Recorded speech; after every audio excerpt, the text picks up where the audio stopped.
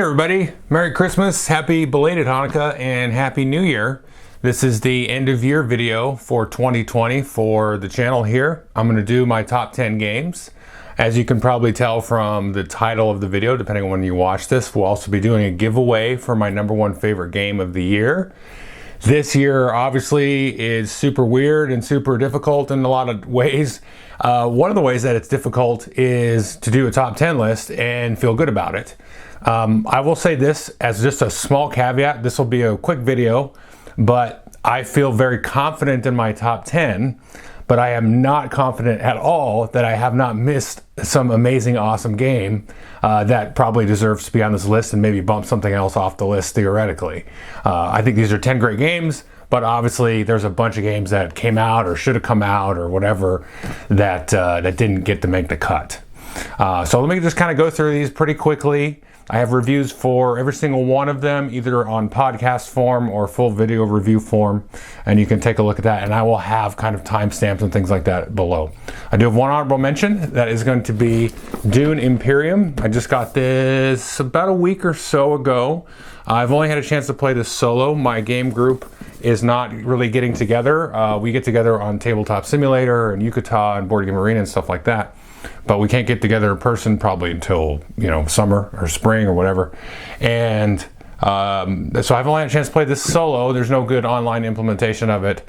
I have a strong suspicion that it's going to be even more amazing with players. So I really enjoyed solo like a lot. It's great. That's one of my, I'm not a big solo guy, but this is really great solo, but I really need to play it, with people to get an idea of it. So that's one I think could make the list. Maybe it'll make the list next year. So let's jump into my number 10 game for 2020 is Glenmore 2 Chronicles. Had a chance to play this a few times back when I initially reviewed it. Although I don't think I got around to reviewing it. Whatever, I played it a bunch before lockdown. My brain is so mushy and hazy on timelines.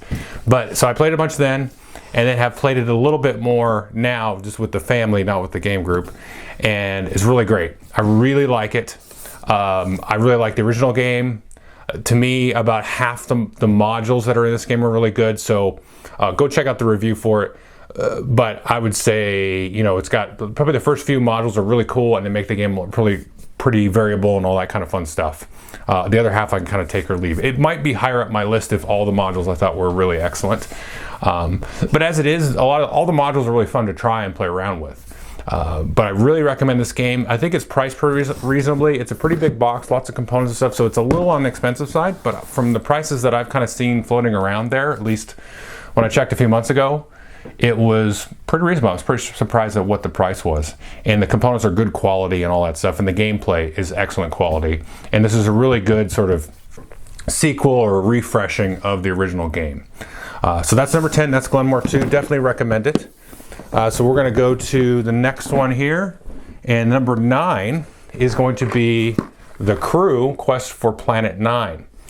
Now this is one that I have not played in person at all.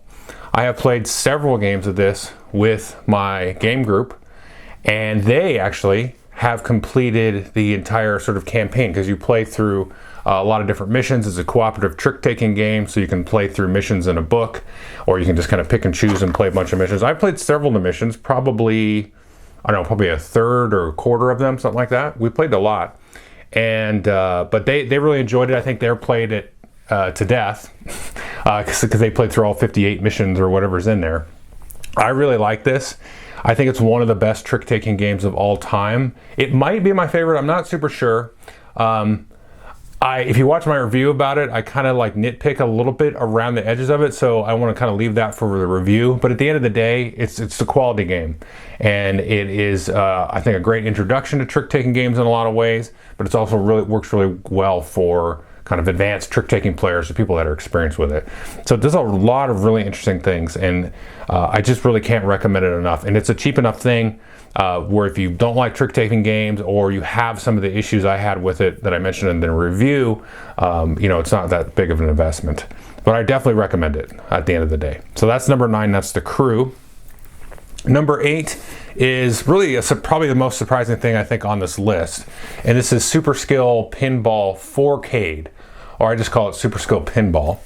And this came out from WizKids Games earlier this year. This one I talked about on a podcast, a video podcast, so I do some video of it too. But I'll put a link to it in the timestamps. This is really cool. This is I was like, what is this? It's a pinball game. Oh, it's designed by Jeff Engelson, so it's probably going to be at least decent. And then I played it, and I was like, holy cow, this is a super lot of fun. It's like a little roll and write style game. Where you kind of roll 2 dice and then the players are picking and marking and using all the different pinball activations and all that stuff and getting super special abilities, and there's all kinds of crazy wizards and widgets and all that kind of stuff and all kinds of different powers that you can unlock. But it is just so much fun. It's just like pure unadulterated whimsical fun. When you think of the word fun, that's what this game is. So I really recommend this game. Again, this is a small footprint, a small buy-in. The components are really cool. The boards and stuff that you write on are kind of dry erase boards. They work really, really well. And I really just have a blast playing this game.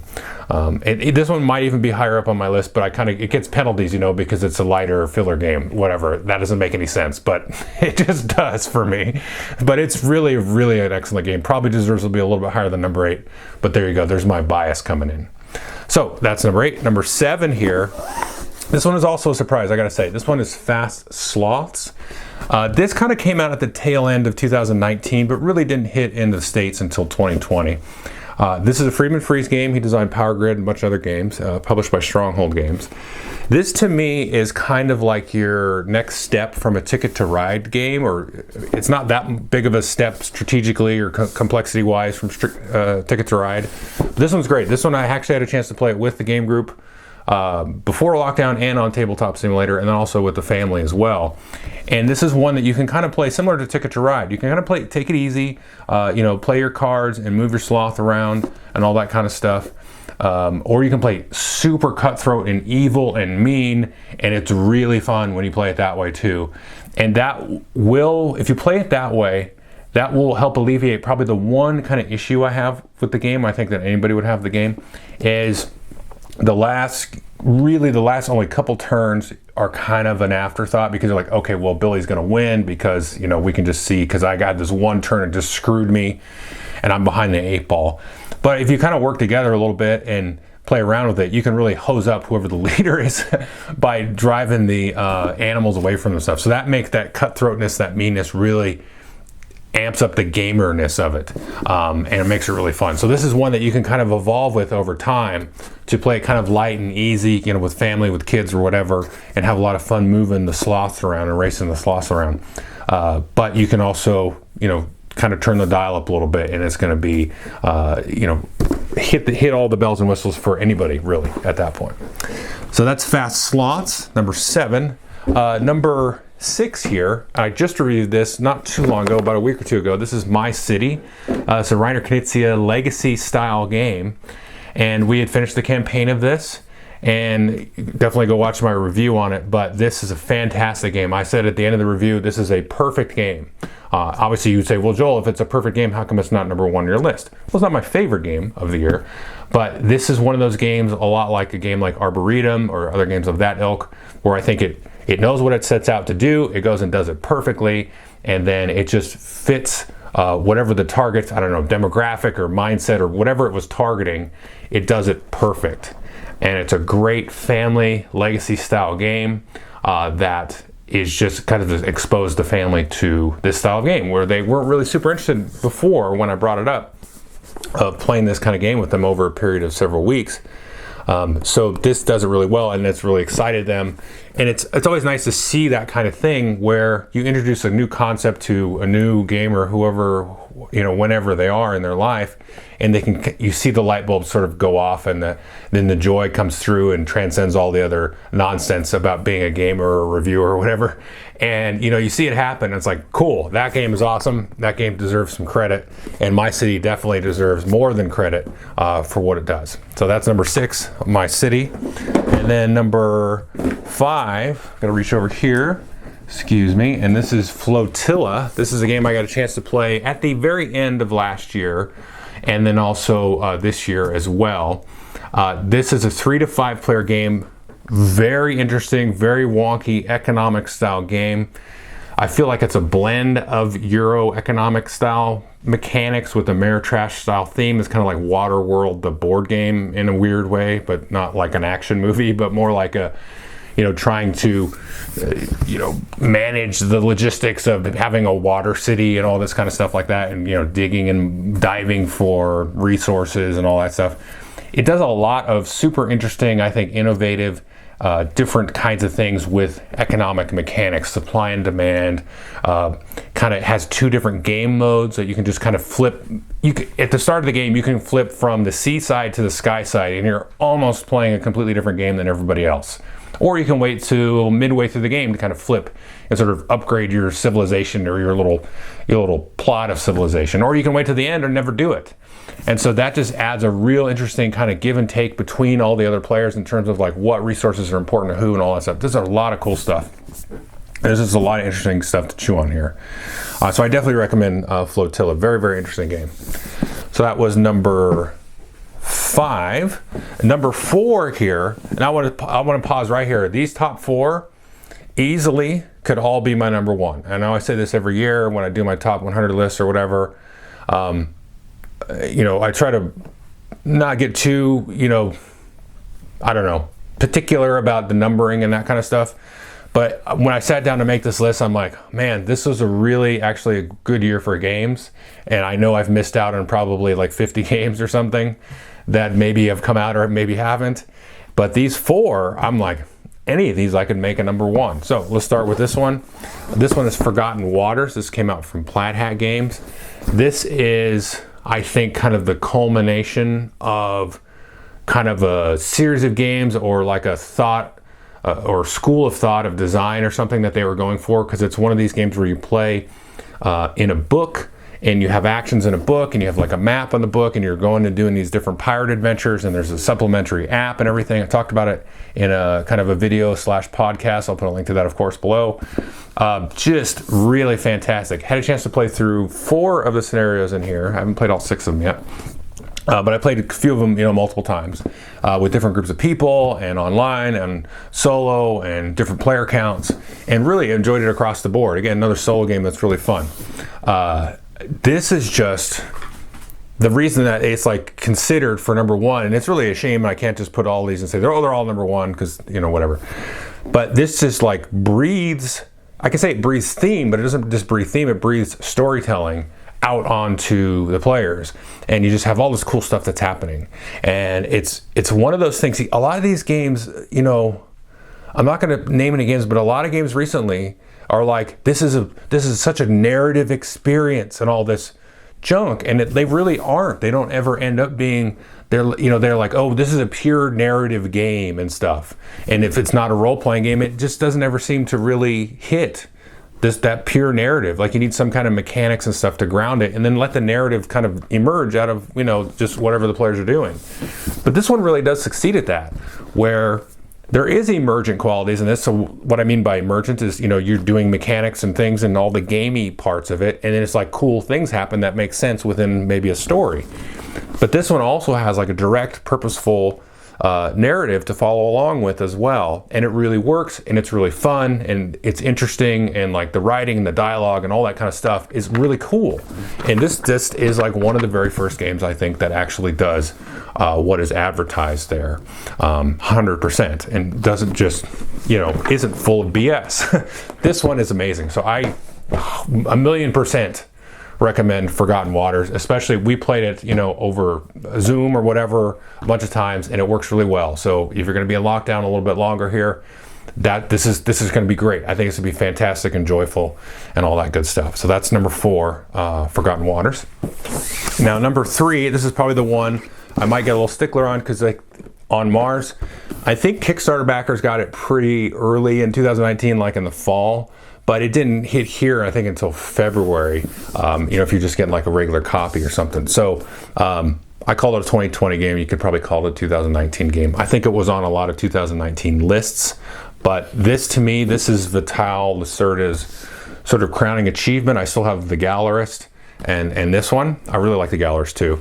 But I think this is my favorite one. Another one that I really liked of his, just as a kind of a analogous kind of thing, it was CO2 but this kind of does a lot of the same stuff that CO2 does in a certain way, but I think this is just a little bit more of a sharper edge. It's obviously a little bit of a fantasy or sci-fi implementation, sort of. I mean, of colonizing Mars, which could happen theoretically if we don't all blow up. Yeah, this game is amazing. This is your big, huge, crunchy, nasty Euro. Lots of complexity. Probably too much complexity for its own good, but that's kind of part of his signature. But I really like this. A lot of the thematic stuff and all that stuff really ties in together. Once you kind of play the game a few times, there is implementations of this on Tabletop Simulator and stuff like that. I don't recommend playing it that way if you don't know how to play the game already, maybe even if you do, because it is just going to be a little bit of a slog. But this is one that if you have a group that's going to do the investment and sit down and play it a few times, this is going to reward you, I think, with repeat plays over and over and over again. We had a chance to play this before lockdown a bunch, and I really like it. It does have a solo thing, since we're some of us are in lockdown. It does have a solo thing. I don't really particularly care for how solo is implemented here, but your mileage may vary. But definitely recommend this. This is a big, huge, heavy game. This gets back to my, if I really want a nice, nasty Euro, this is perfect for that. That's number 3. Okay, coming down to the last 2 here, and I really struggled with this. Number 2 is Barrage. This is a fantastic game. This has complexity, just to kind of compare and contrast with On Mars. There's complexity here. There is a little bit of nastiness here for sure, similar to Brass if you've played that. But the core mechanics of this are really very, very simple, just real basic worker placement type stuff that you're going to do on your turn.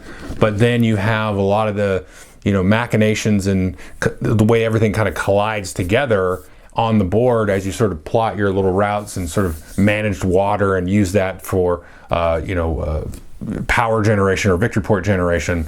Really, really cool and interesting.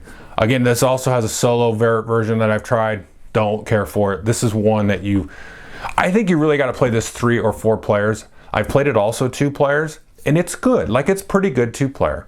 But this one you really need, I think, the 3 and the 4, so you get all kind of different people doing different things, because there's a lot of what you might call brinkmanship or piggybacking or that kind of thing. So you're kind of reacting to what players are doing, sitting on top of them and kind of letting them do certain actions to sort of pay you in a lot of ways. And all the players are trying to do that all the time. So that becomes more interesting as there's more things to kind of piggyback off of, with more players. With 2 players, it's a little bit too, tug of war or whatever, zero sum, that kind of thing, where you're like, oh, I can piggyback off you there, but whatever. It's not as interesting, but it still works. I would play a 2-player. Somebody said, let's play a 2-player. I like the game so much I would do it, but the best experience to me is the 3 and 4-player with this. And it's right up there with a Brass style game, which I really like. Brass has really gone up my list over the last few years, and this one as well. So that's my number 2, Barrage. And then my number 1 is going to be Caylus 1303. Shut up, Don. I don't want to hear what you have to say, Don. Sorry, inside joke. All right, I know he'll watch this. So this is my number 1 game. This has replaced what used to be my number 1 game of all time, which was the original Caylus. And this does everything better except for one minor thing. So the one thing that the old Caylus has that this doesn't have is you play this over a fixed 9 rounds. The other one could go a variable number of rounds, usually around 9, so the game length is about the same. But having that threat of the game ending or not was really a cool part of the original game. Now this goes and replaces the favor track and has special characters, and it has a little bit more of a elegant streamlining, how money works. The way the Provost works in this is a lot better, I should say. And the variable ways that you can set up the game and have some, just the way resources are kind of controlled. It still retains all the other stuff of Caylus, so if certain buildings are or aren't built, that's going to kind of dictate the pace of the game. You can play the Provost mean or kind of, lackadaisical, so that's still going to be part of the game. The Provost, by design, by the way that it sort of balances into the game. If you're not familiar with the game, some of this flying over your head, but the way that Provost is designed to kind of reset every round in this makes it usually a little bit more of a threat. So it does 9 things better than the original, and then that 10th thing okay, you got to give a nod to the old version. But I don't have the old version anymore. I got rid of it. This one to me is the king of that. And I definitely recommend this. This is one of those that, like, it looks like a very simple kind of normal Euro thing, but it's definitely like a wolf in sheep's clothing. And again, it's one that you can kind of play not so nasty, but you just got to lean into that nastiness, or else it's not really going to work. But I've talked about Caelus a million times, over the years, and so. But I'll put links to the reviews and everything for this for more specifics. But again, this is the one I'm be giving away. So if you leave a comment at the bottom of the video, then you will be entered into a contest, and the winner, who will be selected randomly, will get a copy. I almost squished a miniature there. I see there's no miniature painting games in this. So, all right, sorry. So there we go. So that's Caelus 1303. So you can win a copy of that. Sorry, I'm painting down here on the side of the table, and this box slid over. I almost squished a Minotaur that I'm painting. So thank you everybody for watching this year, and I got a lot of things to say. I don't really want to say them right now because it's just none of this is important. But take care of yourselves, be healthy, stay safe, stay hunkered down. Like I said in a vlog earlier in the year, that first time that I come down the escalator at the airport in Indianapolis and I see somebody I know, and it's just going to be so powerful with emotion, and I'm going to be so excited. And the first time that I see my game group who I've been playing with online, I haven't seen any of them, and we see each other in a comic book shop or somebody's home, it's going to be so amazing. And it's going to be great. It's going to be fantastic. Whether it's going to be this year or next month or 2022, I don't care. It's going to be awesome. So just hang in there, and thank you for watching, and I appreciate everybody. Take care, leave a comment. Happy New Year.